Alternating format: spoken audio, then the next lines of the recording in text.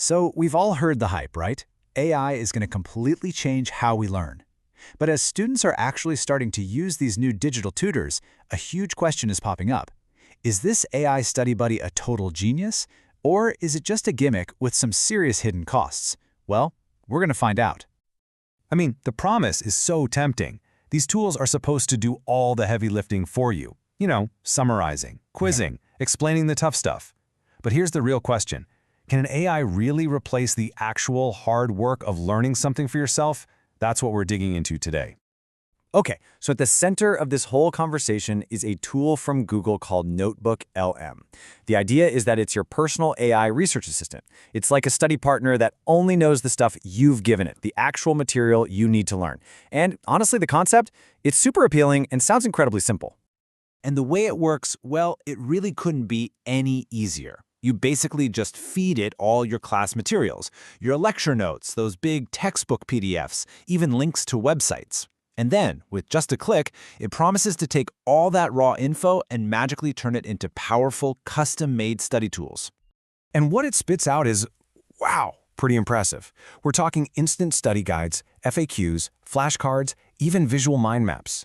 It can even create these podcast-style conversations about your topics. I mean, on the surface, it really does look like the ultimate study shortcut, right? But, as you can probably guess, the promise doesn't always line up with reality. For some students who put all their trust in this machine, well, they ended up paying a pretty big price. Let's dive into one specific case that absolutely blew up on Reddit. So this quote, it's from a student who decided to use NotebookLM for a big chemistry quiz. He did everything right, or so he thought. He uploaded all his materials, had it generate one of those podcast summaries, and went in expecting to ace the test. The result? A total disaster. It absolutely tanked his average. So what on earth went wrong? Well, this user stumbled onto a really critical weakness.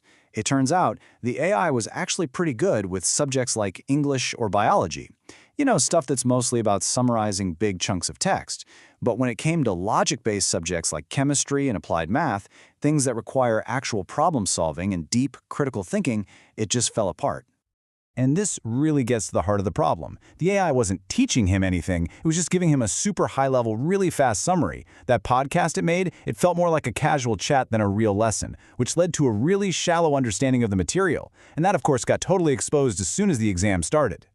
But hold on, that is not the end of the story, not even close, because that student's post, it kicked off this huge discussion, and the response from the rest of the community was crystal clear.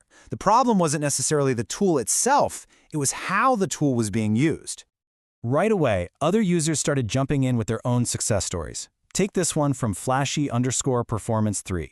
The general feeling was, look, you can't just push a button and expect magic to happen. If you want to succeed with this thing, you need a strategy. And, most importantly, you need to give it much, much better prompts. So, all these experienced users started sharing a bunch of tips. They were saying things like, hey, use the chat feature to ask deep dive questions. Don't just rely on the automatic summaries. They also said to customize your prompts, break down huge documents into smaller chunks, and, this is a big one, use the AI as just one tool in your study toolbox, not your only tool. You know, this whole story isn't really just about one student or one app. It plugs right into a much bigger conversation we're all having about AI's place in education. And what's really fascinating is that this mix of excitement and, caution that we saw on Reddit, it's perfectly mirrored in actual formal academic research. So let's zoom out a bit and take a look. There was a recent study in the journal Psychology and Education that actually surveyed a bunch of high school students. They wanted to get a sense of their awareness, their attitudes, and their perceptions of these AI study tools. And the findings, they give us this fantastic, data-driven look at what's really going on. Okay, so the research confirms a few key things we might have guessed. First, yep, students are very aware these tools exist. Second, their overall attitude about using them is pretty positive. But, and here's the twist, their perception of the threats that come with these tools is also really high. So students are optimistic, for sure, but they are definitely not naive. And this really gets us to the main tension here. The number one biggest benefit students talked about was saving time, of course.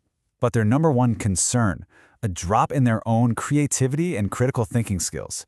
It's like they love the efficiency, but they're also worried it's making them, intellectually lazy. So, okay, we've looked at the personal stories, we've heard the wisdom from the community, and we've seen the academic research. So where does that leave us? Well, the verdict seems to be that maybe, just maybe, we've been thinking about these tools in completely the wrong way. You know, I think this one comment from a Reddit user named Winkletter just absolutely nails it. Supplement, don't replace. See, the goal of these tools isn't to do the thinking for you. It's to create an environment that helps you think more effectively. At the end of the day, your AI study buddy is not some magic professor in a box. It's a really powerful tool, yeah, but you still have to be the one to pick it up, to aim it right, and to do the actual work. The quality of what you get out of it is directly tied to the skill and the critical thinking of the person who's using it. And that leaves us with one last, really fascinating question to chew on. As these tools get smarter and become a bigger part of our lives, our whole definition of studying is probably going to change. It's becoming less about just memorizing facts and way more about knowing how to ask the right questions. So I'll leave you with this. What do you think it truly means to learn in the age of AI?